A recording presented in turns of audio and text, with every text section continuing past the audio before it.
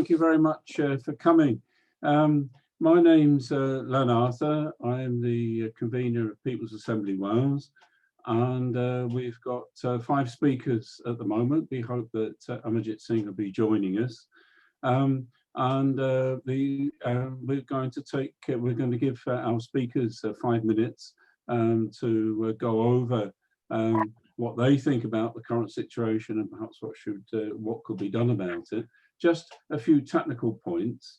The first one is that you can see us at the moment, but you can't see all the other attendees. However, if you wish to speak, if you could, through the comment section of Facebook, if you're watching through Facebook, or if you're on Zoom, through the chat bit of Zoom, if you could indicate that you wish to speak, then that will be fed to me as chair, and I will take you in turn. And when you do speak, everyone will be able to see you if you're on video, or hear you if you're just on sound. So that's the way we're going to involve everybody technically in the meeting. And we ask people who make contributions to restrict them to 2 minutes. That would be really good if you could do that. Just to quickly say then, because some people may not know what People's Assembly in Wales is all about. Just to say that we started up the People's Assembly in Wales in 2013 to fight austerity on a cross-party, non-sectarian basis. Since that time, local groups in Wales have fought for libraries, museums, leisure facilities, social care, the NHS, rights at work, opposed climate change, have run cultural activities and general campaigns against the Tories, and argued the case that the Senedd and Council should have voted against cuts budgets. We've backed all this up with extensive research on the disastrous impact that austerity has had across Wales. I have to say, probably People's Assembly is the only ones that have done research like this in Wales. We've got about 1,000 activists that we're in contact with across Wales. But the number goes up into the tens of thousands if specific campaigns are included. The COVID-19 pandemic and the totally inadequate Tory government response is rooted in 10 years of austerity cuts, and market-based neoliberal ideology is taking away lives, livelihoods, and threatening economic collapse with another round of austerity. In fact, this is the point of the meeting. How best can People's Assembly Wales fight this threat to ensure that working people do not pay the cost of the pandemics with their lives, their livelihoods, and their futures? So what I'd like to do is to bring in Ian Thomas, who is of our 5 speakers we've got at the moment. Ian Thomas, who is a health worker from Swansea, I believe. And I'd like Ian obviously to say a few words of introduction, and really the floor is yours then for 5 minutes, Ian. Okay, thanks, Len. Can you hear me okay? You can. Yeah, okay, thanks. I'm Ian Thomas. I'm a health worker, actually work in Cardiff. I'm from the South Wales Valleys, but I'm replacing Libby Nolan, who is a health worker in Swansea, a frontline nurse, who is unwell at the moment through this COVID-19 and working on the front line. And she wanted me to give her apologies that she's unable to do the introduction tonight. People may have seen that Libby put a call out on Facebook, a video appeal for personal protective equipment that they were lacking a couple of weeks ago in Swansea, and that was viewed by a good few thousand people. So Libby would like to give her apologies and that explanation why she's unable to call to speak, because she's unwell herself. As Len said, I'm a health worker and I've been a Unison activist all my last 30 years, and I'm on the service group executive, which is the overarching elected body of the Unison Union for Health Workers in the UK. And I sit on one of the 3 seats for Wales alongside Libby. So that's my background. I'm a psychiatric nurse myself, and as I say, I work in Cardiff. I'll touch on the issue around austerity. Obviously, I'll come on to that. But before I do that, I just want to pay tribute really to the people who've already died in the NHS and elsewhere through this terrible virus, including people would have read about 3 or 4 days ago, a senior heart surgeon in Cardiff, a gentleman who I didn't know personally, but was well known and well liked, Chitendra Rathod, who's a 58-year-old senior heart surgeon who unfortunately has given his life to this terrible virus. So I just wanted to say that. Couple of things then that I would like to say is we are in, as people will obviously know, in unprecedented times.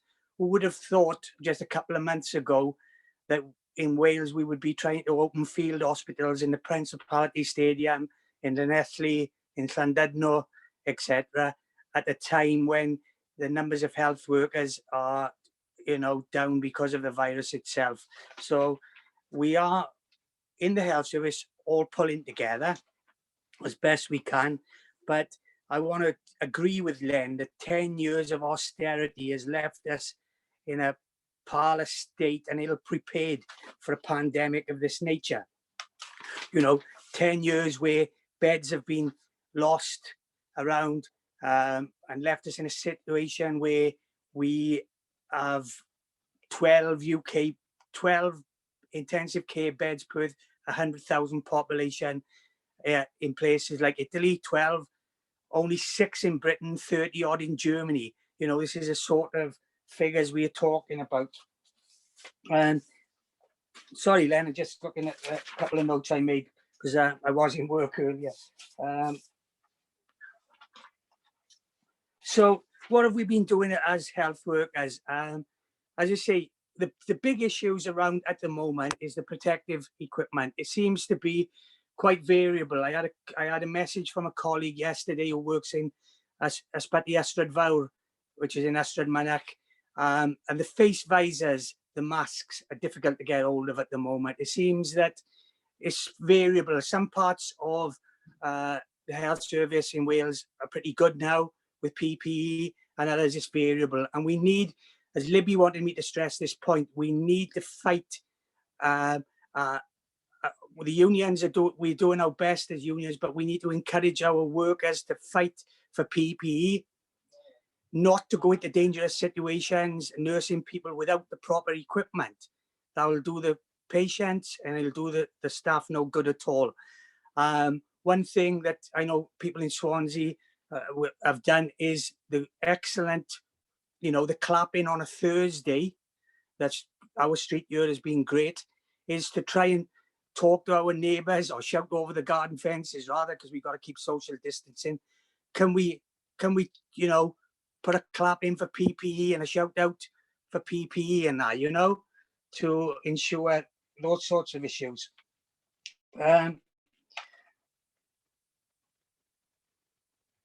So the other issue, sorry, Len, the other issue is about testing, and we need to up the testing as far as possible. We need to hold the Tory government to account. Why on the 15th of March was 3 mobile testing labs pulled from North Wales on the orders of the Johnson administration? Why did they do that? And what I'd like to see going forward, and I'm going to try and wind up a little bit now because otherwise I'm going to go on too long, is that we link the struggles. We've seen bus drivers die. We've seen problems with the passport office, civil servants. We need to try and link up for the future. There's already a debate about an exit strategy and who's going to pay after this pandemic ends. There are people on the right wing of society saying we need more austerity again, where we've paid enough for that in the last 12 years. And I would like to see People's Assembly might be in a uniquely good position to do it, to link us all up, progressive organisations in Cardiff, union branches like my own, to come together and work out how are we going to make some demands in the future. And I'll finish with this, Len. I thought the other day of a couple of demands we should be making after this pandemic: a decent pay rise for the lowest paid health workers, And now is the time to make it, I would argue, with Matt Hancock about that. No more privatisation. Why should health workers in England have to pay to work? Why should our 75-year-olds have to pay for their licenses? Let's go on the offensive. Let's use the fantastic solidarity shown to us health workers.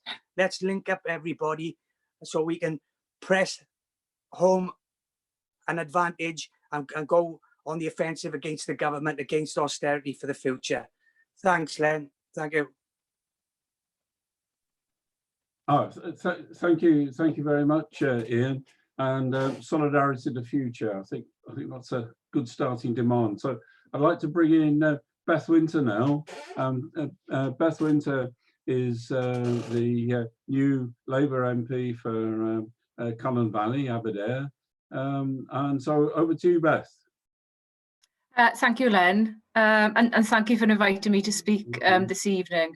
And I'd also like to express my thank you to Ian, Libby and all his colleagues in the health sector, as well as all other key workers in the care sector, shop workers, postal workers, doing absolutely amazing jobs in extremely difficult circumstances. So thank you all. I think this pandemic is probably one of the worst experiences in the lives of most of us. It really has shown up and exposed the weaknesses in our society, the lack of adequate health provision, PP, as Ian just mentioned, the crisis in the care sector, insecure employment, low wages, and the poverty that's endemic in our society. And thanks to the last 10 years of Tory austerity, things have only got worse. Local government is up against it in terms of finance, people on 0-hour contracts, and Wales is continuing to be deprived of adequate funding to conquer the scourge of things like child poverty. It really has exposed, the inequities that exist in our society. It's also shown the strengths of us as a nation and how we can pull together as individuals, as communities. People have been doing absolutely amazing things together. And I think that's credit to us as a Welsh society, as well as the UK more generally. And that's the sort of thing I think we need to build on where we can. As Ian's already mentioned, government response has been extremely slow and hasn't covered all areas of need. And Wales, I think, has followed the Westminster government's lead to a large extent. We have been ahead of the games at times here in Wales, like being clear that the lockdown wouldn't be eased. We've now got legislation on social distancing, the first in the UK, which I think is really positive. Action on Welsh businesses has been pretty proactive here. But I do think that Wales can and should do a lot more to sort of trail-based solutions going forward. And we can do that using our devolved status here in Wales to really make a difference. We've also got to be vigilant when it comes to decisions, I think, about how and when we exit the lockdown process, and to be clear that health and welfare and people's prosperity is essential when we make those decisions, and not the interests of big business and sort of profit making, which is what's been happening up until now.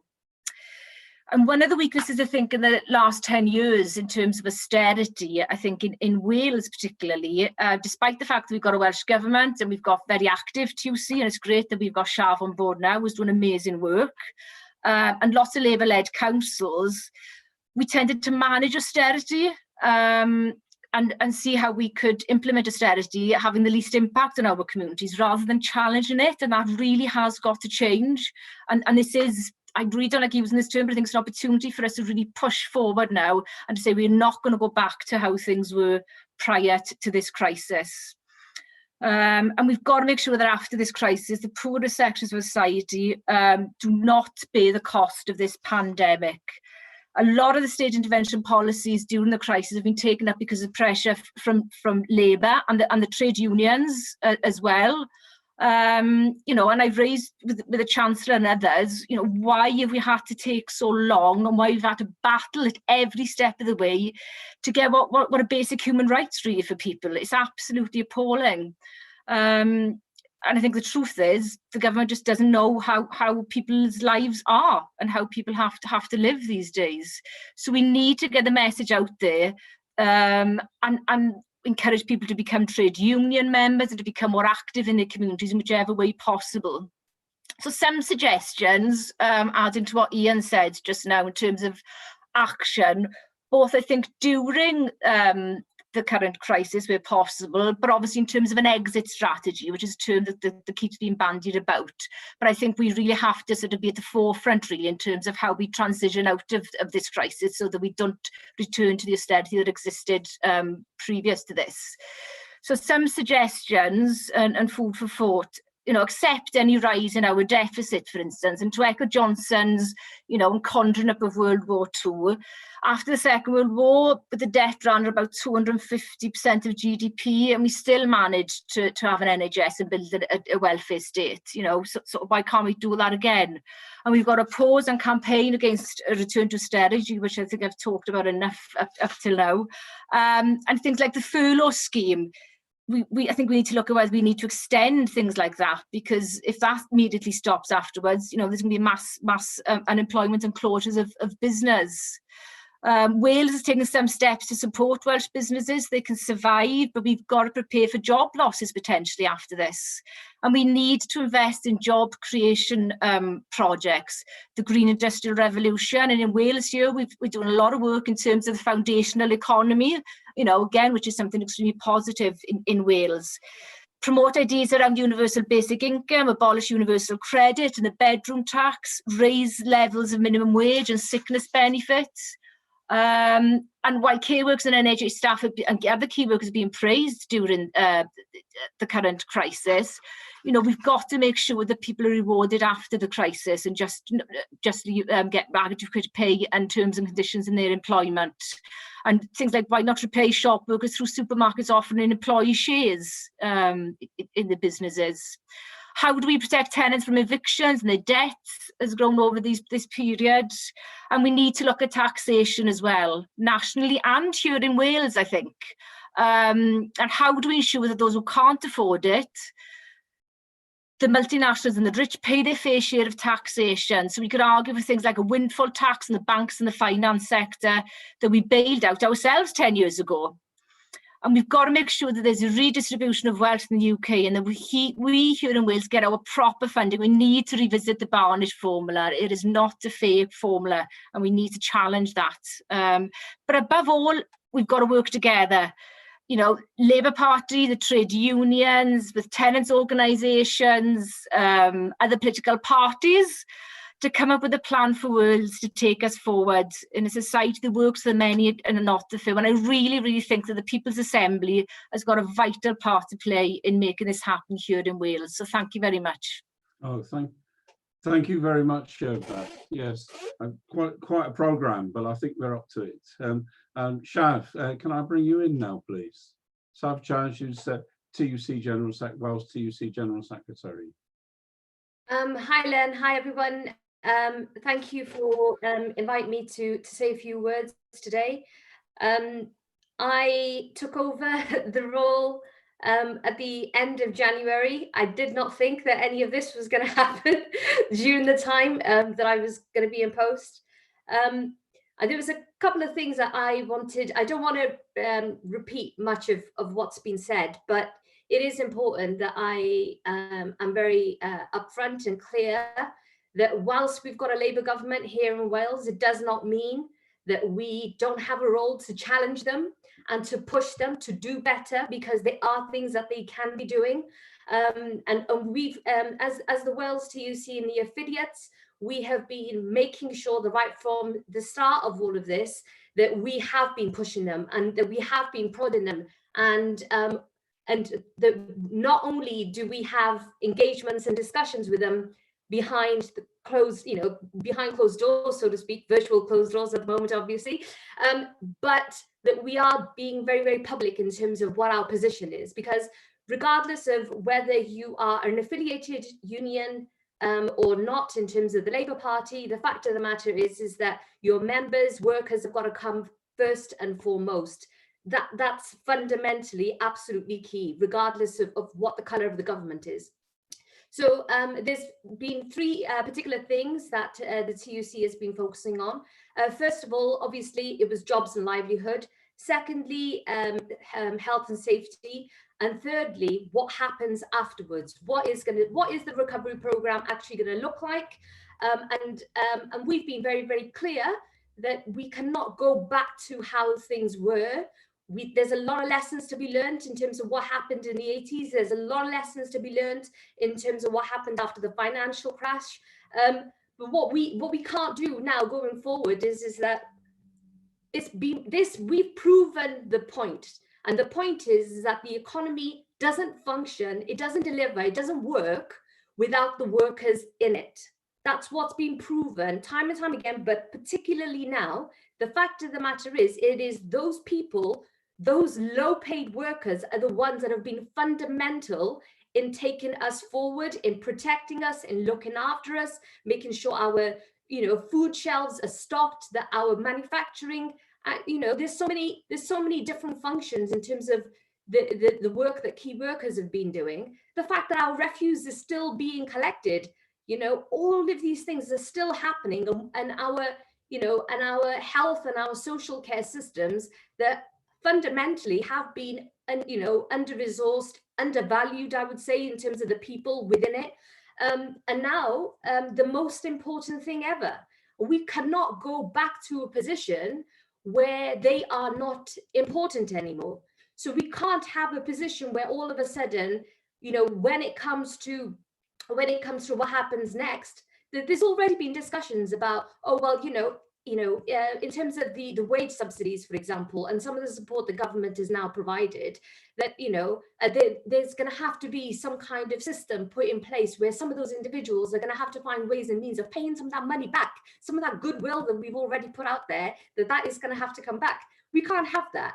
We can't have any of that. We've had some real horror stories. One of the key things that we did really, really quickly, quite early on, was each of the affiliated unions were telling us on a daily basis some of the horror stories of what was going on, in terms of PPE shortages. Of course, we knew that there was massive issues as far as healthcare was concerned. There was huge issues as far as social care was concerned as well. But actually, PPE across the piece was absolutely awful. Until this day, we're still getting reports, 3-4 weeks on since the lockdown, of where the gaps are and where all the problems are. And it is horrific. Initially, what was really interesting is that there was a lot of talk about construction. And that's because, you can see it on the street, it's much more visible. But actually, as time progressed, we've actually got Wales TUC has a whistleblowing platform. We set that up. And it's, we encourage anyone to actually log in and say what's happening in their workplace. They can do that anonymously. They don't have to be a union member to do that either. And then we work with the affiliate unions to share that information. And where appropriate, if the individual is happy for us to do so, we share that information with Welsh Government and the Health and Safety Executive as well. So just to plug that while I'm at it. But some of the stuff that's been going on is actually incredible. But at the same time, what's been really worrying is the fact that some bosses are continuing to threaten individuals with redundancies and saying to them, if you haven't had your official letter from government that tells you that you should be shielding or that you should be at home, then quite frankly, we don't care. If you don't come in tomorrow, you will not get paid and you're going to get fired. You don't have that option. In Wales, the fact of the matter is that there's a huge proportion of people who are still, in insecure employment, on 0-hour contracts. The only option that those individuals in real terms have is to go to work. Many of them don't even have the luxury of shielding and staying at home, because the only option available for most people at the moment is to apply for universal credit. And I'm sure that Mark and others will talk about what's actually happening in terms of universal credit. Our entire system is currently broken, and that is what is going to have to be revisited when we get to that point. There is, Beth, you mentioned the 2-meter rule. Again, the trade unions really welcomed that. We were glad that the First Minister made it very, very clear that the trade unions had a real role to play. So we're currently in discussion with the Welsh Government about what that actually means. And we've said that actually any workplace that currently does not have a recognised trade union should still be able to be given access by either the Wales TUC or one of the affiliated unions for a health and safety rep to be able to go in and conduct an assessment. So what I, you know, the fact of the matter is that if there's no enforcement, if there's no one actually looking over what's actually going on a day-to-day basis, many people will claim that they're doing all the right things, and in reality, it's not what's happening. People are being put at risk for the fact that they're going into work. There's been, you know, we've exposed all kinds of stuff, even in BT call centers, for example, some of the stuff that's been going on in there. People are, because they're behind closed doors, you know, and others can't see what's happening. You know, there is this assumption that everything is okay in offices, and actually it's not okay, that social distancing isn't being applied. I can see Len is winding at me. So yeah, I'll leave it there for now. But yeah, just to say that, you know, as far as myself and others in Wales TUC are concerned, you know, we will continue working with the People's Assembly and other organisations to make sure that not only are lives protected now, and that there's job security, but there's decent jobs and an economy that works for the many, not the few, after all of this too. Thank you. Absolutely. Okay, thanks ever so much, Shav. And that idea of the hotline for whistleblowers is absolutely superb, and that's, I think, a great step forward, as well as the recognition for people who are not in the union. I mean, that really is a step that must be taken. So, Hussein, stand up to racism. Could I bring you in, please? 5 minutes, please. Yeah, no worries, Len. Thanks very much. Yeah, just going to start basically. I mean, I think COVID-19 is being used almost as a springboard for racism, or essentially propping up the far right, really, as well. And I think it's been done in a few ways. The first is obviously through anti-Chinese racism. Obviously, the virus was first found in Chinese in Wuhan. But of course, like a lot of Chinese people now feel they can't even, or British Chinese people feel they can't cough in front of people anymore without risk of discrimination. And I think it culminated really in Donald Trump calling it the Chinese virus. And it's funny because a lot of people were saying that, well, it's, you know, this stuff's like the Spanish flu, but interestingly, the Spanish flu didn't actually originate in Spain. It actually, first case was in Kansas, in a military base in the US. So, you know, you can see what's happening here. But I think the real issue really is it kind of, this virus is showing the systemic and the real racial and class inequalities in our society. So the US, for example, they actually break it down by ethnicity. And you're seeing, like, for example, 70% of people who have coronavirus in Chicago are BME, 80% in Milwaukee, and it goes on, Detroit, etc., New York as well. So really what you're seeing is basically this is not impacting everyone the same, no matter how many times we're told that we're all in it together. It's impacting certain people differently. And although we don't break down by ethnicity, there's studies that suggest 34% of people in intensive care are BME and 14% of people in England, Wales are BME. So you can see it's disproportionate, you know, 34 to 14. So, you know, obviously the question is why. I mean, the first, I think we all know that the BME people predominantly are the working class, and they are in jobs, frontline jobs, where they're being most at risk and being put at risk. And often because they're the most low-paid jobs and classed as unskilled, as we see that's a ridiculous argument now, as we always knew it was. You know, so in the US, again, there was a study that showed that 82% of African Americans have to leave their home to go to work. So being able to protect yourself from this virus, and it would be the same here as the nature of capitalism and racism, it would be the same in the UK. And we can see that it's not easy now for BME people to protect themselves from the virus, let alone the discrimination that is coming from the state and coming from other third parties. So you have people, for example, like Bangladeshi people live. A third of the Bangladeshi households are overcrowded, 15% of black households are overcrowded, less than 2% of white households are overcrowded. I don't really know how you self-isolate if you're just walking with people who aren't really your family members often. So I mean, it's you know, you can see it's not the same for everyone. Even the way the laws are enforced, you know, the police outside, they're disproportionately going to be looking at black boys and breaking those little groups up, rather than going to the construction sites when they're non-essential jobs and telling the bosses to close them down. You know, it's these questions. Yes, we need to stay inside, but we don't need often the racist police to tell us to do it. You know, and it goes to immigration. You've got people who have no recourse to public funds. These are, of course, going to be people who are, again, ethnic minorities. So, you know, every single way you flip this, and I think what's interesting is when you link it to the climate crisis, you know, again, another sort of crisis that we're told that we're all impacted the same. You see that there was a study recently that showed that air pollution is linked to a higher death rate because of respiratory problems. And then you look at actually the stats for that, 28% more likely if you're BME to be impacted by bad air pollution.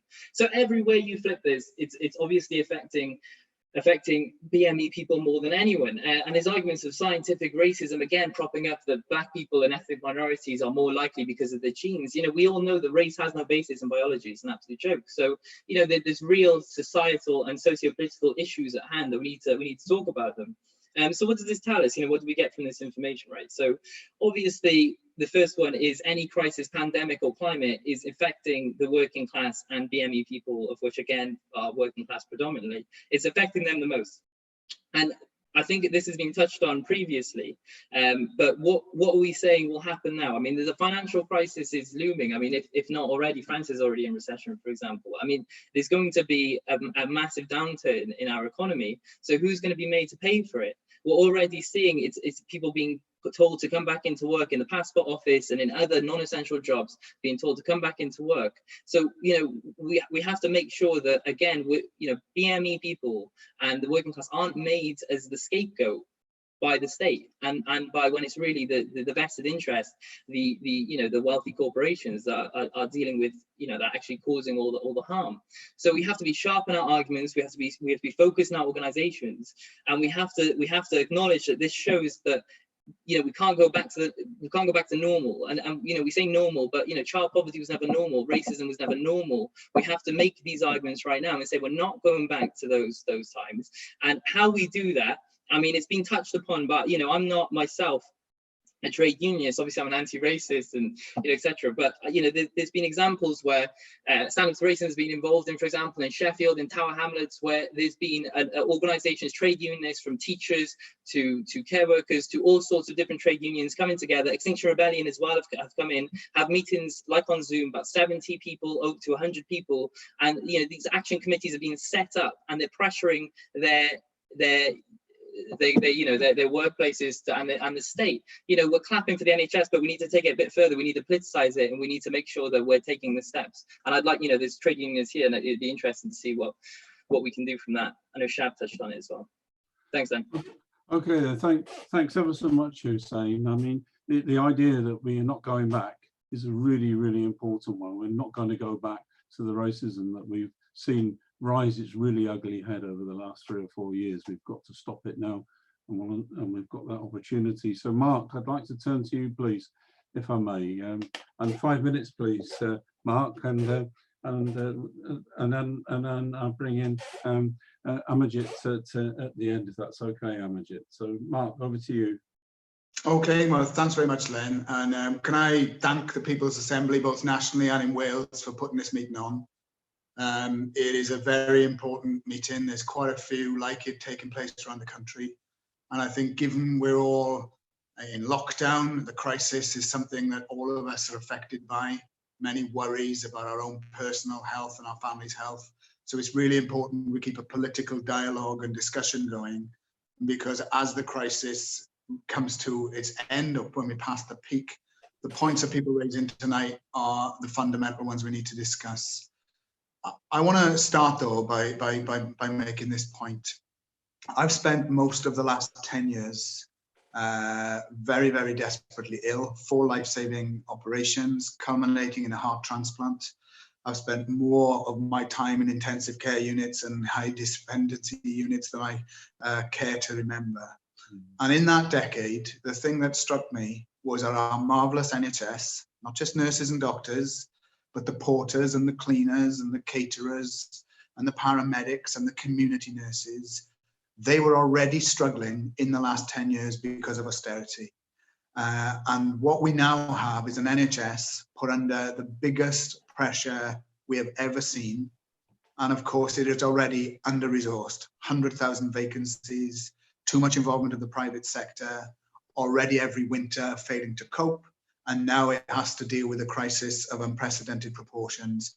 So I think the first thing we have to say tonight is that all of us in the trade union movement and throughout the socialist and campaigning movement, anti-austerity movement, must pay tribute to those fantastic health workers and key workers everywhere who are now having to rise to the challenge to keep people alive and to provide some of their most basic needs. And the thing that really I want to talk about is that those workers are the ones that are now key workers, and everybody sees their value, and the government talks them up every day, but they have been treated appallingly for the last 10 years. The key workers now rising to the challenge are often badly paid, some of them on 0 hours contracts, many of them working for private contractors. In my own union, PCS, where we now have frontline workers who are paying benefits and universal credit, our members in HMRC will now have to implement the financial measures the Chancellor of the Exchequer has put in place. Many of them, 10,000 in HMRC, for example, are on the national minimum wage. In DWP, 40% of members administer the benefits, they claim those benefits. We also have a DWP where there is 52,000 less staff in work now than there was in the last financial crisis. And yet universal credit claims alone, there's been 1 million in the last 2 weeks. And on a normal Monday where you would see 4,000 claims, we are seeing 100,000 claims. So now the key workers, the people we all rely on, are the ones that we can see have been most badly treated by this government. And that's why I agree with all of the speakers who made it clear that when this crisis is done, and we will get through it, there can be absolutely no returning to the days where the companies are making billions in profits, they are not paying their taxes, where the working class people go from precarious job to precarious job, or when they get a job in the public sector, the wages are poor. We have to say that the type of things that we've seen happen during this crisis, changing the rules to statutory sick pay, now ensuring that people are paid, essentially we're getting near a universal basic income because the government has been forced to realize it has to put money into the economy. And we have to say they cannot just be crisis measures. We have to come out of this crisis and we have to demand a living wage, proper job security, repealing the anti-union laws so that unions can be free to fight bad bosses in the workplace. We need to see the temporary nationalizations of our railways made permanent. And we need to ensure that all of those companies who are making billions of profits for supplying utilities and public services, often they are put back in public ownership, and that money is not going to shareholders, it is actually going to the people who need it most. So I really wanted to just turn to a conclusion then by saying this, that what the crisis demonstrates is society can be ordered differently. And we have to say it must be ordered differently in normal times. And we have to say that the key to that must be strong trade unions, and it must be people in the communities who are rising now to the challenge must continue to work together, a socialist principle, if you like, of looking after one another and fighting for social justice. And strong unions have never been more important than now. I just want to end with these examples from the civil service. 80% of civil servants are currently working at home because our union has from day one ensured that people who do not need to be in work should be at home and they should be safe. Where people are in work, they must be kept safe. But it's because of a strong union with local activists that in the last 2 weeks, we have had to ensure basic things, such as where there has sadly been a coronavirus death in a big contact center, the employer wouldn't shut the office. It was strong local activists that put enough pressure on to ensure in the end the office was closed and everybody was sent home to self-isolate. Strong unions will now be needed because, as one of the previous speakers has just said, disgracefully yesterday, Priti Patel announced the passport offices, where currently everybody is at home, now must all turn up for work on Tuesday to do non-essential work so that the passport office can make money out of producing passports that nobody needs.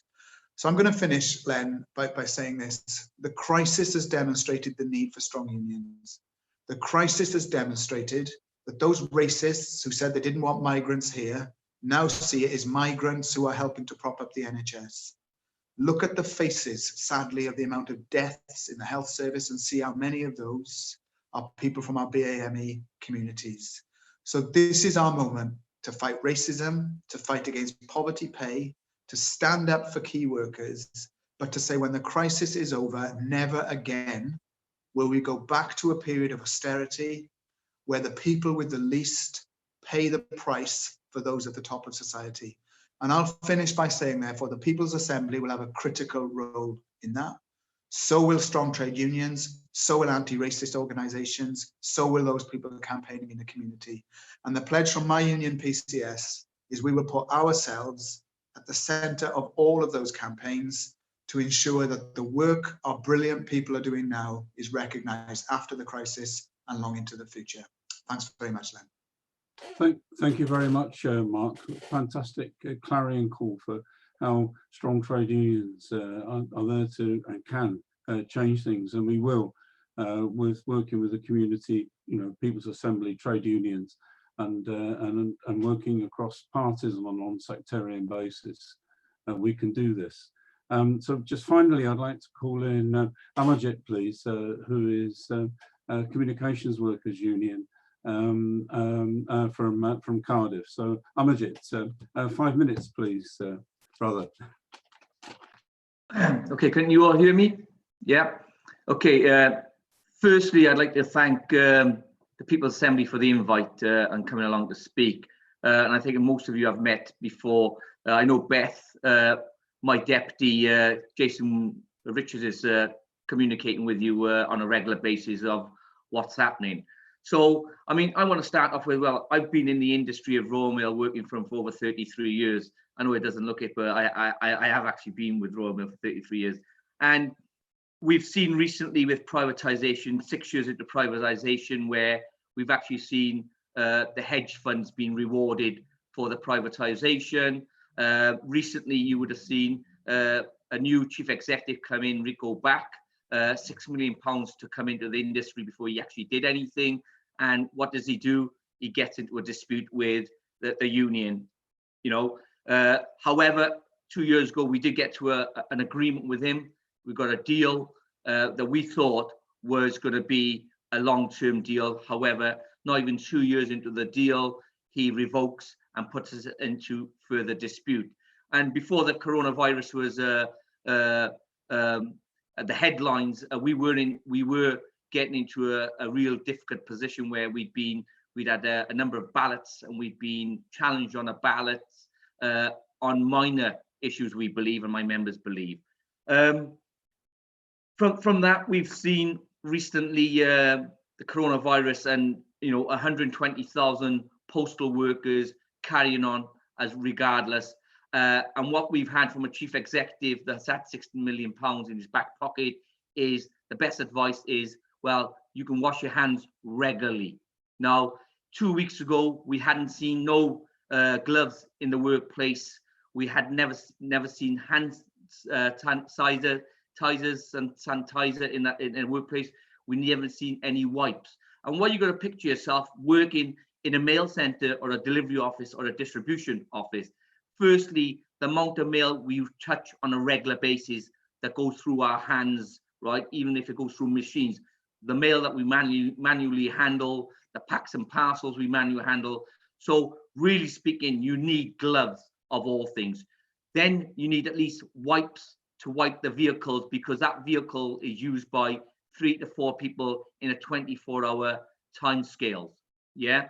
Then if you're coming on and off the floor, you need to make sure you use hand sanitizers to make sure you clean your hands. None of this was available until recently.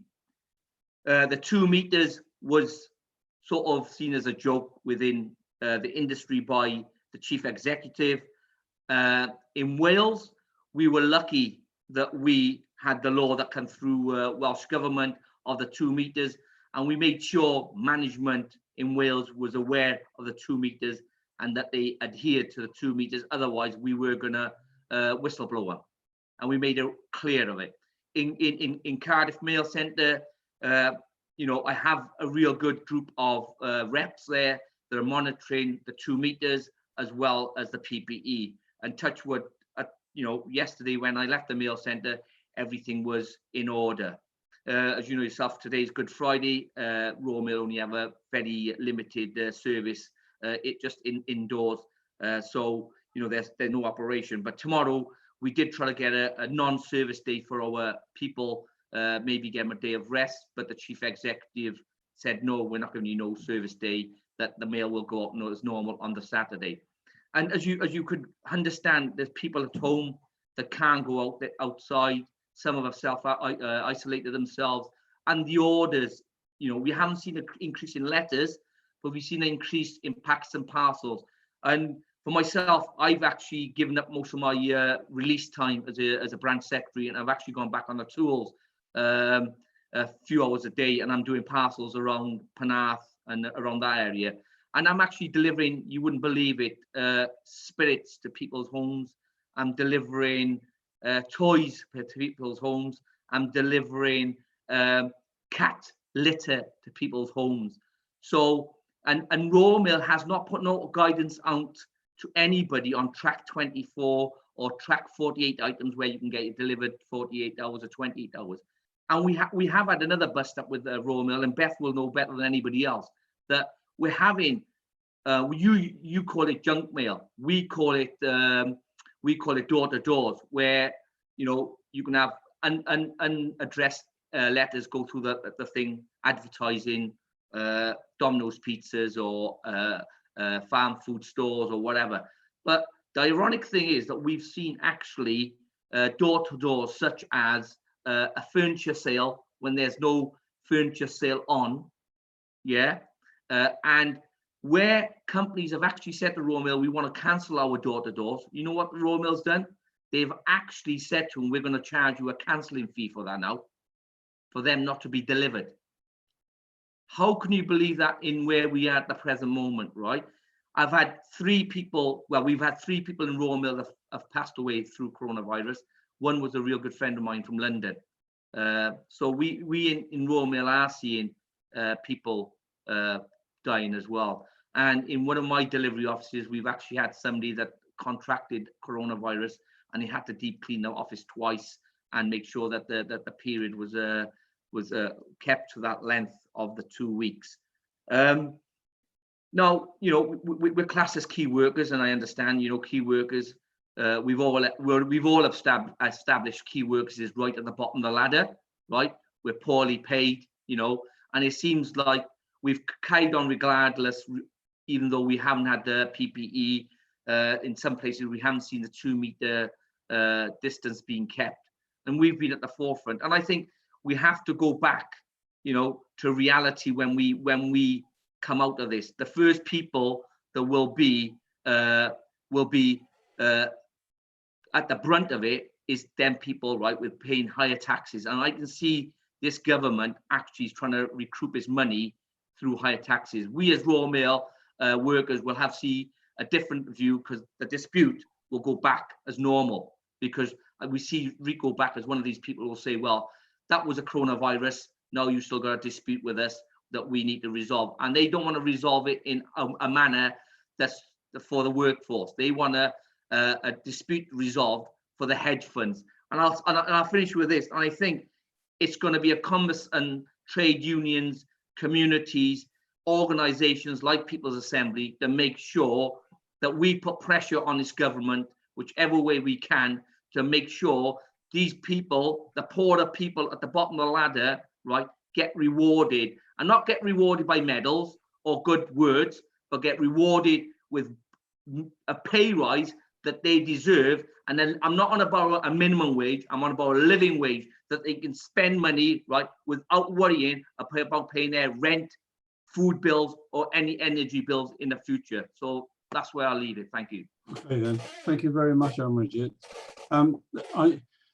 I mean, a number of people have said this, I've noticed in the chat thing, about thanking Ian and Amarjit and others who are actually doing the work and keeping services and keeping the economy going and keeping people's lives safe. And I think that as chair and as People's Assembly in Wales, we'd like to thank you all very much deeply from the bottom of our hearts.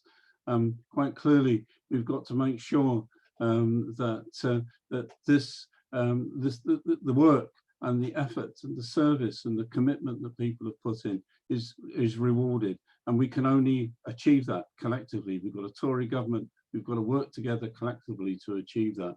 That's clear, the message that's coming across. Just to say that Mark has had to leave, we knew he had to leave. And I think Shav might also have to go quite soon. However, what we're going to do is now take contributions from people who, from the floor, because the idea of this meeting was to give a voice to as many people as possible. And then at the end of this meeting, to start to draw ends together about how best we can help take forward in solidarity and in unity and in action, take forward the struggle in Wales as People's Assembly. So I'd like to, towards the end of the meeting, I'll explain how we intend to start to do that as People's Assembly. So if I can call in Patrick Connellan, please, and people contributions, please, 2 minutes, and please can you just say who you are when you speak. Over to you, Patrick.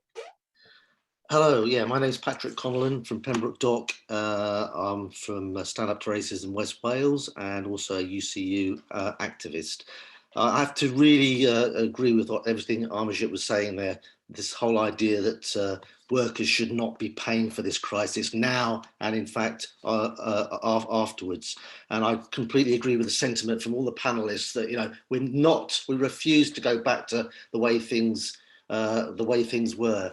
But in terms of what's actually happening now in Wales in this crisis, I think we need to address that. For things, for example, there are, as Mark Savotka intimated, there are workers working in factories, in call centres, on construction sites that should not be working. It's not essential work, but because the government puts the economy ahead of people's health, then those people are continuing to work. They should not be working. We've heard about PPE or the lack of it in the health service, and also for carers often forgotten about. I hear that in Wales there are carers that have to buy their own PPE, often 600% more expensive than it should be. This is absolutely unacceptable. There are some hospitals that have even run out of basic surgical masks, let alone not enough PPE equipment. There are teachers that are being made to teach children of key workers in ever larger hubs because it's cheaper. But where is the testing to make sure those children are virus free along with their parents? So there is not enough testing going on. All of this is happening right now, and I think what we need to do is for workers, for campaign groups to come together, as people have talked about, and to actually start to demand action right now. And I think it was really inspirational what we saw yesterday from parcel force workers that walked out because of the lack of PPE that Amarjit was talking about. That's the sort of action we need. And what's starting to happen is that workers with other groups are getting together in action groups, forming action committees. There's a really good example of one in Sheffield. One has just been set up in Swansea now. I would implore people in Swansea to get involved in that group. I think there's going to be one in Cardiff as well, so that people literally, because this is a life and death situation, get together, coordinate and protect ourselves. So we demand PPE and solidarity with our health workers and all those other workers that are put in incredibly vulnerable situations.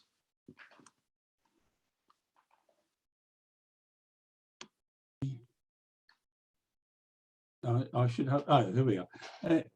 Thank you very much, Patrick. And I think those ideas of action committees is something that we've already said as People's Assembly. We should start to make sure that People's Assembly local groups expand to all areas. And absolutely, People's Assembly is about involving everyone in that situation, and by bringing people together.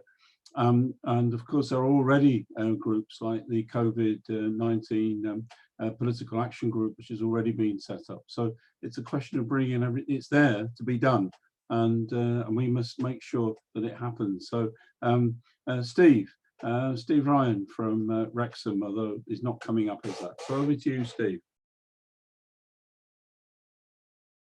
Good evening, comrades. Hope you're all well. What I kind of want to talk about, I think, is that there's an awful lot being said at the minute about where we are now. But the simple fact is, at some stage, this ends. And there's talk about what happens when we go back to normal. And the simple fact is that we can't go back to normal, can we? Normal, as I saw recently in a meme on Facebook, and you get these throwaway things, is what got us here now. It's become very, very clear that capitalism has failed. It has become quite evident that ordinary workers are the most important people that there are out there. We've seen that in terms of, the NHS, people who work in shops and so on. I can't say everything I want to say in 2 minutes, but what I would say is this. There are immediate demands that we can make now, such as Patrick and others have talked about. But I actually think that those of us on the left need to start to get ready for what happens when the lockdown, etc., and everyone says we can go back to work, and what happens then. Because I think there's a real danger that everyone just breathes a sigh of relief, sits back and forgets about what's happened. I think there's a further danger that if you look at some of the things that are out there at the minute, the way in which people have quite easily accepted a quite authoritarian lockdown, and the fact that the government have given themselves powers way beyond what we would normally expect, how the extreme right will actually get hold of that. And this has been talked about by people like Hussein, the racism that started to come out of this. I think this gives the left actually, strangely, a huge opportunity to start to make the argument for the fact that we can live in a very different kind of world. I believe that we could start talking about things like who runs society. There's a thing. Is it actually the rich? Is it actually the person who runs Wetherspoons? Is it the branches of this world? Or is it actually ordinary working people? And how do we do that? So in 2 minutes, what I think I would like to suggest as a practical thing is, yes, we make demands for now, but through the People's Assembly, I think we've got a unique opportunity to start to set up meetings like this in our localities, to start to discuss what things might look like in a different kind of world after this is all gone away. And bear in mind, this could happen again, and how would we react to it then? I strongly believe that we've got an opportunity now to make a really big argument for the fact that another world is possible. If you look at the policies that the Corbyn-led sort of coalition put forward before the election, they were very popular, but they were quite social democratic. I think imagination should start to take us to a place where we start to talk about things like workers' self-management, universal basic income, the way in which workers and communities can control their lives. And I believe that we can start to do that through having mass meetings where we can, to discuss this and start to get things together. It will be slow. I'm very aware of the fact that at the minute, the Tories are still in the lead, but that will start to eradicate. I'm starting to see already that the number of deaths is starting to really get to people. So I'll finish on this because I think my 2 minutes is up. My suggestion would be that we start to look to set up People's Assembly meetings, which start to discuss not just immediate demands, but where we would want to be when we come out of this, and kind of things that we would want to look to make a very different sort of society. So I'll end on that. Okay, thank you very much. Thank you very much, Steve.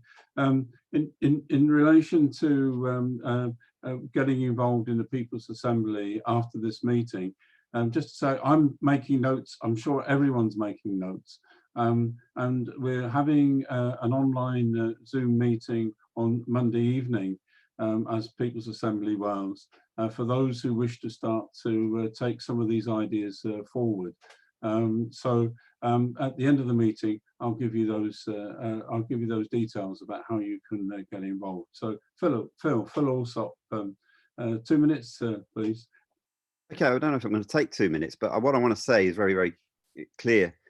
cut really, because obviously we are talking about two things happening here. One is that we've got people going out to work in unsafe conditions and not feeling that they're confident to actually fight back. And actually, after years of austerity and years of cuts, and also years of the fact that people don't feel that they're being represented, I can understand that. What we really need to do now is not just build local People's Assembly groups. What we really need to do is actually link in both People's Assembly and everybody else really to actually form these action committees. So to give workers a voice, actually that's the best way I think you can do it. Now, I know that in Swansea, there's been a meeting called on Tuesday for the Swansea Action Committee group to actually set it up and actually think about how they're going to do that. I know in Tower Hamlets, Sheffield, Birmingham, I know that Sasay mentioned this, that these things have actually already started. And I'll tell you where it comes from. It comes from the fact that people feel that they need to have a link to fight back and not just talk, but actually do something. Because if we don't do something now, there's going to be more and more people died. 1,000 people died today, according to the official figures. And we know that those actually, they hide so many others. And I think really we need to make sure that in every locality that we can reach, that means in Cardiff, I know that Ian and his union branch are actually supporting this. In Cardiff, in Swansea, where there's already people set something up through Facebook, but also in Wrexham, in Ceredigion, and all the other places, and Pembroke, and every other place that we've got people on this call from. And I don't know where everybody is from because I don't know how many people are on it, but hopefully everybody can get involved in this. And that means getting involved with the trade unions, through community groups, through everybody, and get them out there and actually organize on the ground, not just at the top level, but on the ground, and get people involved and feeling that they empower them to feel that they can fight back, because it's about now. Yes, it's about now, because this could go on for months, by the way. And the second thing is, it is about this appalling exit strategy we keep hearing from the Tories that puts business first. That's all they're bothered about. They're putting business first, profits first. That's what they're bothered about. And we should be absolutely clear. If we allow them to take the initiative, that will be the only agenda. Well, we've got to make sure it's not the only agenda, that we demand that it's people, not profit, that's at the center of this. That's all I want to say. Okay, thanks very much, Phil. And yeah, absolutely. And Jenny, now if over to you, if you could just say where you are in Wales. Sure.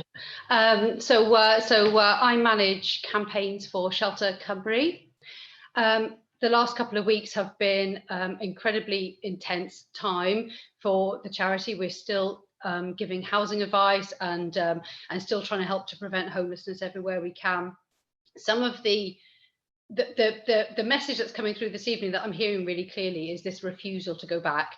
And I think that's something that resonates with us so strongly, because some of what's been achieved in homelessness services over the last few weeks in Wales is stuff that we've been asking for years and we've been told is impossible. So over the last few weeks, almost everyone who is homeless in Wales has been accommodated. And this is following guidance from Welsh Government. Not all local authorities have managed it. Some of them have fallen behind, but we've seen a huge number of people accommodated. And the idea that we are just at the end of this period going to discharge our duties to all of those people and allow them to become homeless again is something which I think is a huge concern to us in the housing sector, certainly at the moment. I think what is particularly worrying as well is that we have seen in the run-up to the courts being stayed on the 27th of March, we saw a huge number of Section 21 eviction notices being issued. Section 21 was certainly being used a lot more than usual as a direct result of coronavirus. Now, these eviction notices are still live, they're still in the system, and at the end of June, or possibly in early July, we're going to see this wave of evictions happening. And added to that will be all of the new notices, which will be served as soon as the courts reopen again. What are we going to do about that?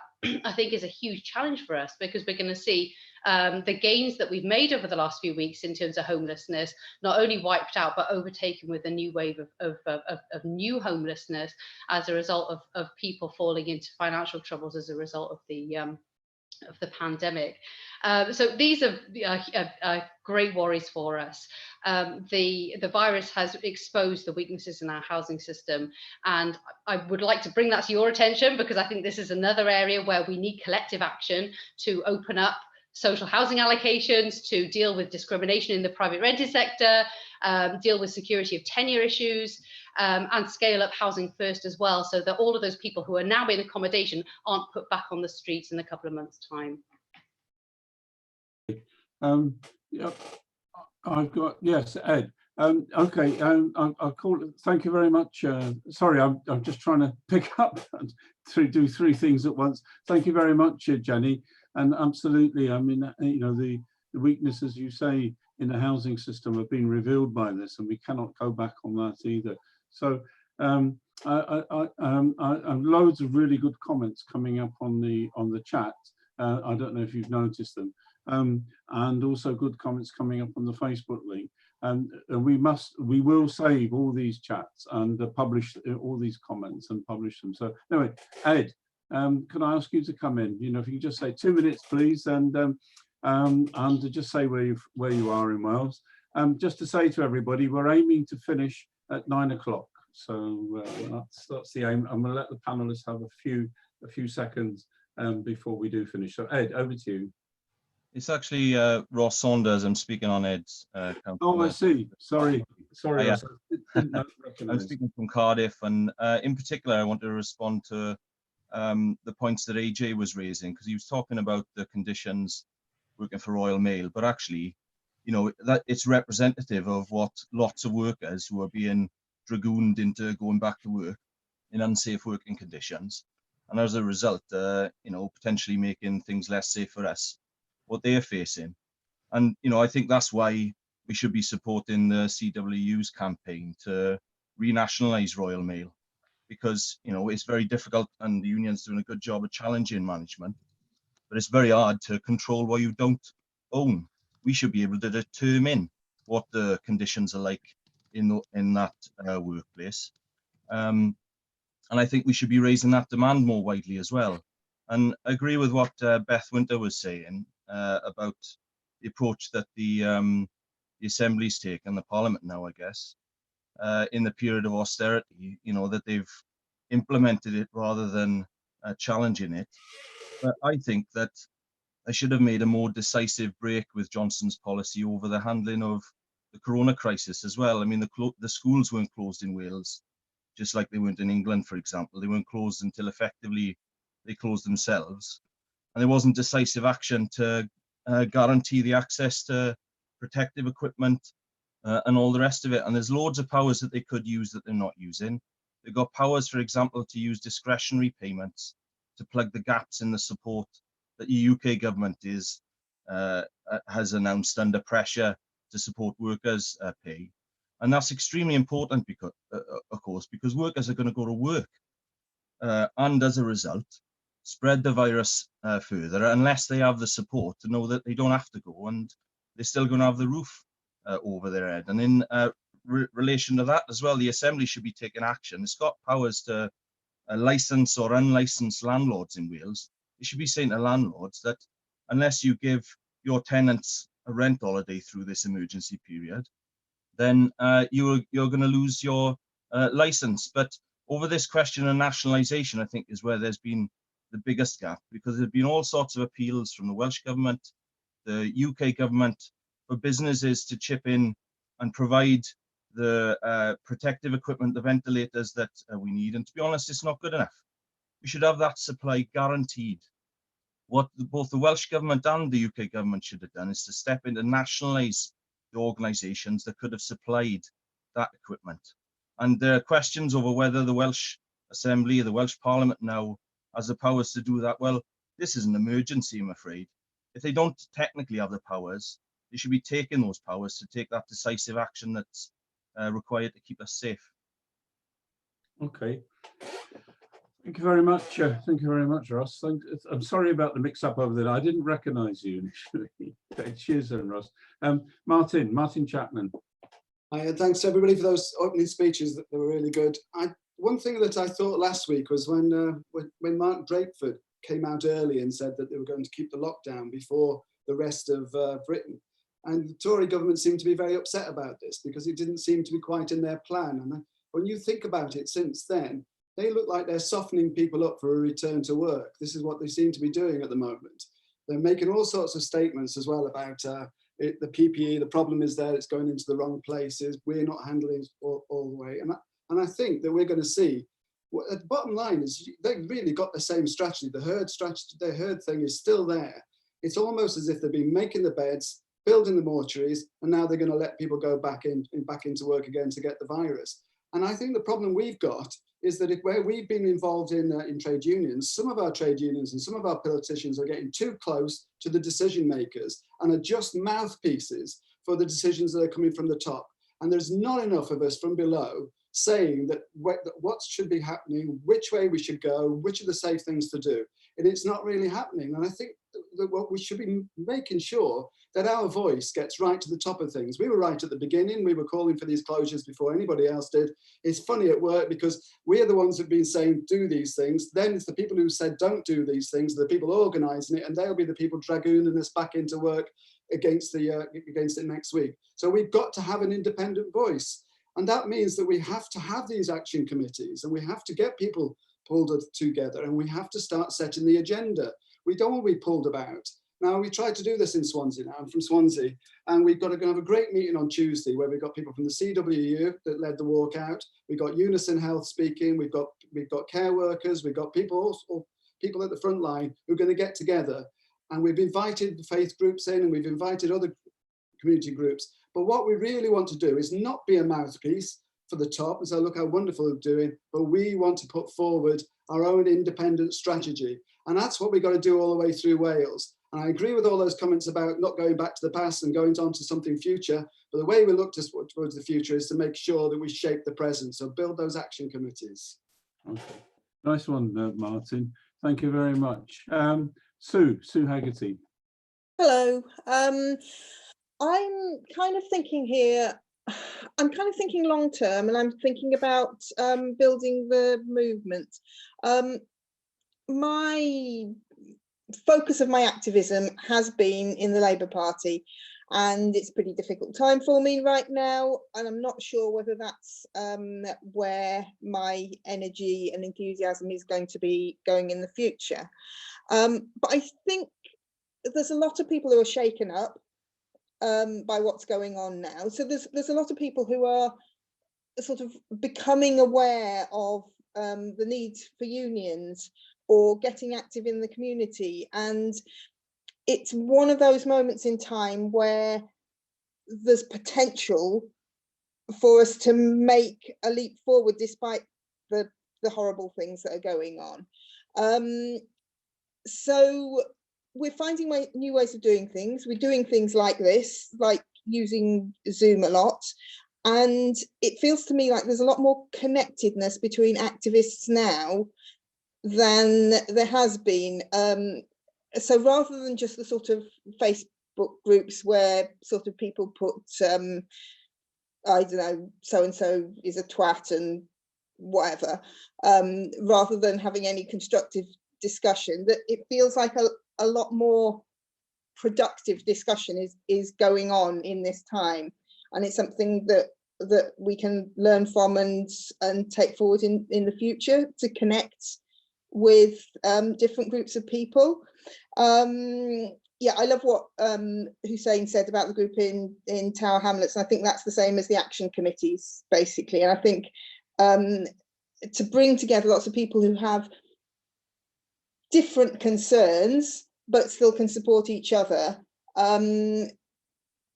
it's a positive thing that we can be doing for the future. The other strand is about being very local. I'm having a regular Thursday night chat with my neighbour across the road now about politics, after we've clapped for the NHS. And I'd sort of barely spoken a word to her before, other than sort of good morning. So, and I think there's like looking at what councils are doing is making a difference to things, and perhaps people are seeing the councils have bigger things to do than just drains and dog shit. And they can be about bigger ideas, and they can be about, like Beth was saying, about challenging austerity rather than just managing it. I think this is quite a dangerous time for the Tories, because the whole neoliberal philosophy of there's no such thing as society is getting turned upside down. And so they're trying to pit people against each other. And, you know, it's not our fault. It's the people who are not following the guidelines. You should be, you know, attacking them, but actually nobody knows really quite what the guidelines are because they're so unclear, or get jealous of those people because they're getting more help than you are. And that, I think that's, you know, that's kind of a Tory strategy there to divide people, but we mustn't let them do that. We really must work together. Yeah, so I think we should actually be conscious at this time of building our connections and building the strength of those connections with all sorts of groups of people. Okay, thank you very much, Sue. I hope your neighbours seen this, seen you as well this evening. Anyway, Adam Johannes from Cardiff, over to you, 2 minutes. Okay, I just want to make 3 points.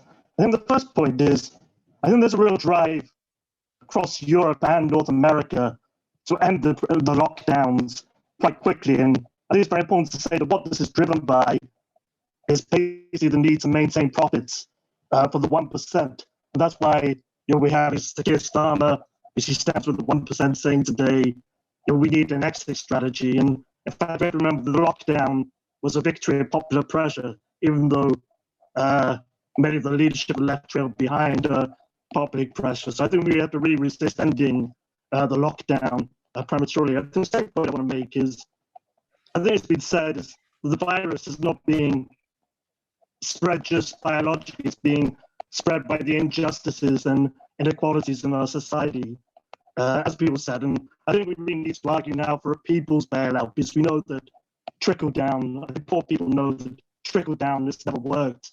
But if we start at the bottom of society to lift, then we'll lift up everyone. And then I think the third point, just tapping into what I was said, is, you know, we've had a real, you know, there is going to be a tsunami of evictions coming. You know, people are, you know, behind on their rent. And one of the things we've been talking about in Cardiff is launching a branch of Acorn, the Renters Union, because, you know, we don't want people to be on their own. We want people to be part of a collective organisation. And just the fourth thing I want to say is, you know, over 1,000. You know, we already have an action group in Cardiff. Over 1,000 people signed, 1,000 health workers signed the NHS letter, a letter from health workers that we issued about PPE to the Welsh Government. But I think we need to find ways of translating, you know, things into action. For instance, you know, across North America now, quite often nurses are picketing. So I was going to say, I believe there's, so someone was asked about evictions. I meant there's going to be a tsunami of evictions when the eviction ban ends, because lots of people got into arrears. But just on hospitals, you know, a lot of American health workers have been picketing their own hospitals, you're socially distancing, but protesting out to raise awareness that's been happening across America. We really need to see this in Wales. And I think you know, we also need to spread information about the kinds of fight backs which are going on, which are deeply political, which is, for instance, okay. I'm not sure if Adam finished, but I think he finished on the point about making sure that we know what people are doing, not just in this country and in Wales, but around the world. And I think it's a very important point, because that's not just information, that's about inspiration and inspiring us. Ruth, you're on now. All right, it's just really to echo what, you know, what an awful lot of people have said in this meeting, and obviously what other people have been saying you know, throughout the last number of weeks about the importance of not going back to the, you know, to the old ways, that there can't be any going back. But I think one of the things that needs to sort of inform what we do now and the decisions we take really is how quickly we need to start trying to build resistance, because, you know, I'm sure people have been seeing the figures that, you know, within a couple of weeks, unemployment in America is going to be higher than it was in the 30s. You know, the unemployment level in Britain and obviously all of the sort of Western economies is really going to the roof. And, you know, clearly there is going to be a huge recession at the end of this. And I think making sure that, you know, how we make sure that we don't pay for that, that workers who paid, you know, such high prices during this crisis, you know, it's many of, you know, them losing their lives in terms of health workers, bus workers.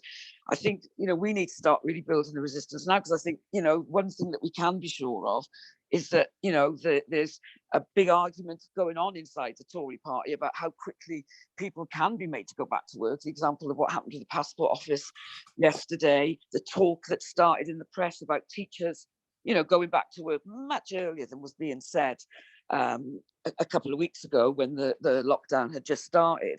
I think, you know, that level of economic, you know, collapse really that we've seen over the last few weeks is going to mean that, you know, a section of the Tory party, you know, might well manage to succeed in trying to, you know, bring an end to the lockdown in some ways much more quickly than many of us want, and much more quickly than they should, if everything's going to be safe for people when they do go back. So I think building that resistance now, and I think it's got to be based around trade union organisation. You know, Ian, the health worker at the who started off all the speeches tonight when he said about let's go on the offensive. You know, people are going to get attacked in their workplaces, and it will need a collective response back. The sort of fights that are still likely to come up over protection equipment, over the lack of testing. You know, there's going to be, you know, a long period ahead where I think there's no doubt that, you know, the government is going to absolutely try to make our side pay for what's happened with coronavirus, and that we'll see real attacks on people's jobs and condition. You know, there's so many people already lost their jobs. So I think the urgency with which we need to start to do that now and build collective organisation, you know, around the main unions where those frontline workers are organised, you know, linking or twinning with the main hospital like the Heath. I think it's vital that we're doing that in the here and now to, you know, win arguments, to agitate over issues such as personal safety equipment, etc. But also, I think, to see that we're going to need this collective organisation joined up very much so after the coronavirus crisis has passed, because there will be such a reckoning and such a battle for us to, you know, not only make sure that it doesn't go back to like it was, but that the Tories don't manage to succeed in trying to take us back to even worse austerity and cuts. So I think there's, you know, there's an awful lot happening so quickly, and I really appreciate that. But I think, you know, we do really, really need to start linking up and building organisation based around that collective union strength, because that's where people will need to fight and walk out, whether it's bus drivers, post workers, care workers, whoever. So, you know, I'm not saying anything very different from what a lot of people have said, but I think making it concrete and very urgent in Cardiff is like a real priority for, you know, every socialist, everyone who wants to make sure we never do go back to the sort of society we've been living in for so many years. So that's what I want to say. Okay, Ruth. Thank you very much. Absolutely right. And it is a question of concrete action, as you say, and that's what we need to take forward. What I'm going to do now is obviously thank you ever so much, everybody, for making contributions. They've been amazing contributions. This has really been an inspiring meeting. I've got a few points I want to make at the very end about how, as People's Assembly in Wales and locally, we will and can take things forward. But I'd just like to take a few final words, if I may, from the people on the panel. So if I can take Ian first, and then Amajit, and then Beth, and then Hussein, please. So Ian, would you just like to say a few parting words, a few ideas that perhaps come out? Okay, thank you, Len. Yeah, just a couple of things that I really personally enjoyed the colleague who spoke from Shelter and how the homeless situation has altered during this pandemic. Because for me personally, in mental health, one of the big issues in people who have been in hospital with their mental health issues is a lack of housing. So if we can assist with the housing problem, it has a knock-on beneficial effect in freeing up beds in the mental health system. So I could see how things are connected. I just want to give the last word to Libby, really. Libby put the call out for PPE. She strongly believes, as we all do, that we must empower our union members to fight for adequate equipment and not to do the work unless they've got that equipment and put patients and themselves in danger. And I just want to finish by saying it would be brilliant to see People's Assembly, unions, Shelter, and all of us come together as quickly as possible to fight, get action committees going, not just for now, but for the future, so there is no going back, and we build a system and a country that we can all, live in with dignity. Thanks, Len. Yeah, thanks very much, Ian. Thank you very much. Amarjit, over to you. A few final words, please.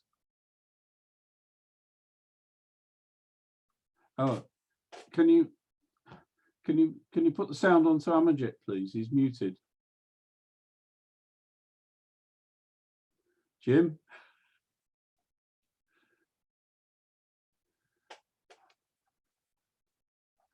I can't unmute you, Amarjit.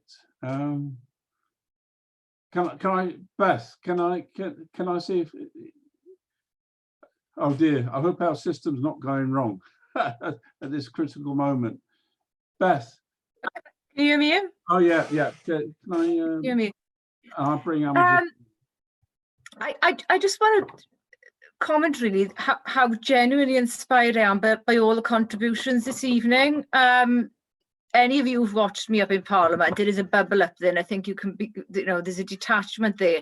But this is what it's about for me, is us coming together, as well as, we talk about the unions and housing providers, etc. But we need people from our communities to get involved, and that's what it's about. We need a grassroots, organised front, to say we're not going to go back to the austerity that was in existence prior to this crisis.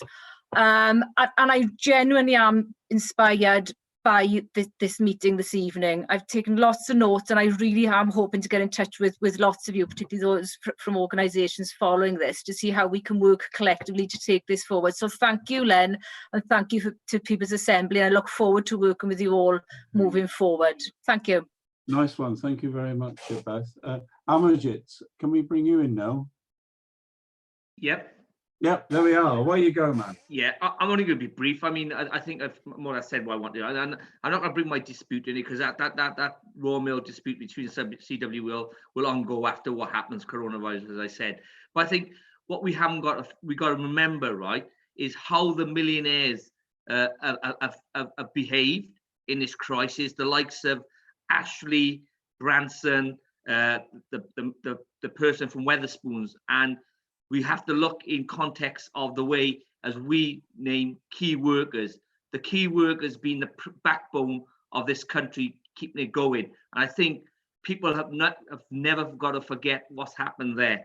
And going on to the young lady Zoe from Shelter, it's funny how they can provide shelter for people now in time of need, where before the coronavirus, we didn't have spaces for these homeless people. And I think we've got to make sure that we do not go back to them days, as well as government and government borrowing. I think, it's shown, if money needs to be found, it's there. We found money for going to wars, unjustified wars, yet we couldn't find money for people who needed it. And it just shows you the money is there if it's needed. So I'll leave it there. Thank you. Thank you. Yeah, tremendous, Hussein. Sorry, tremendous, Amarjit. Hussein, over to you. Thanks, Dan. Yeah, just to finish off, I mean, not much to say. Just what Amateur was saying is that we always find money for war. I mean, we still find money to fund Saudi Arabia, to bomb Yemen, for example, but we don't have any money to stop people being homeless. We don't have any money to fund the NHS, and obviously, I think what this has shown, I think a lot of people that the way society is structured is based on greed and is based on basically just exploitative system that I think the faster we can get rid of, the better. But just as like Ruth was saying and others, we need to put these actions into, we need actually put these words into actions, I should say. And I think, this is a good start, and looking forward to the future, really. Okay, thank you. Thank you very much, Hussein. Thank you very much, all of you as panelists, for staying the course of the meeting and listening. And I have to say, I don't think a word was not missed, was not wasted at all. Everything was being valuable that everyone has said, and we've got I think this meeting has been recorded. We've got the records of what people have commented on the chat, which will be saved.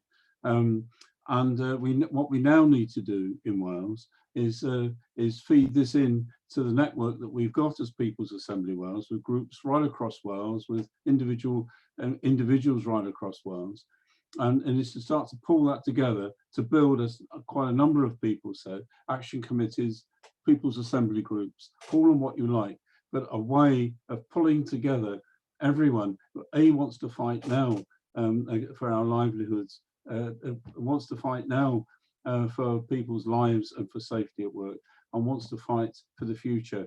And I think that we've got those links, we've got that network in Wales through the People's Assembly Wales to put that, to make that available to everyone in Wales, to try to take forward what we do locally, and to make sure that we have that coordination connection in Wales nationally.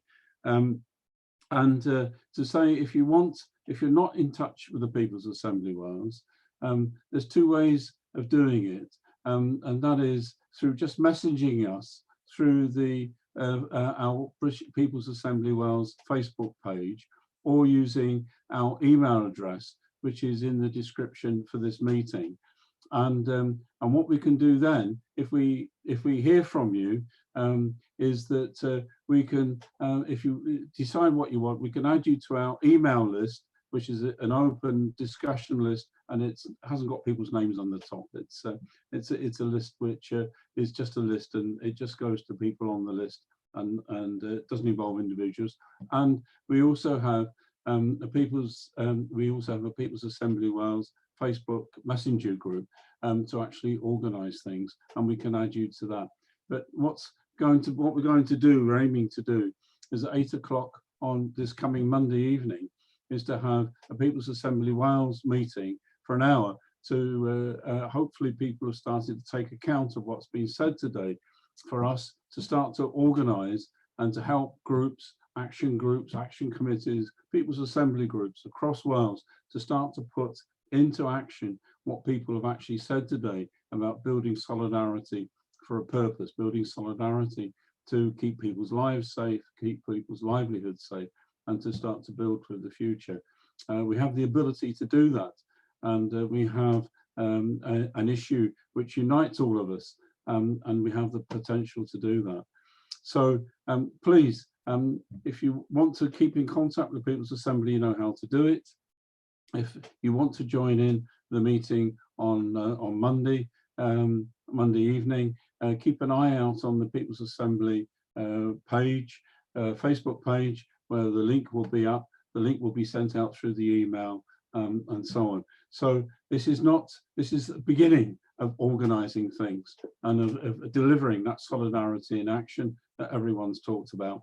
It's not the end, and you know how you can be involved. So thank you very much to everybody for being involved. It has been an amazing and very, very valuable experience, and hopefully we'll see some of you together again on Monday evening at 8, where we can actually take forward what people have been suggesting at this meeting. Thanks very much, and good luck to you all, and stay safe, please. We need you. Bye now.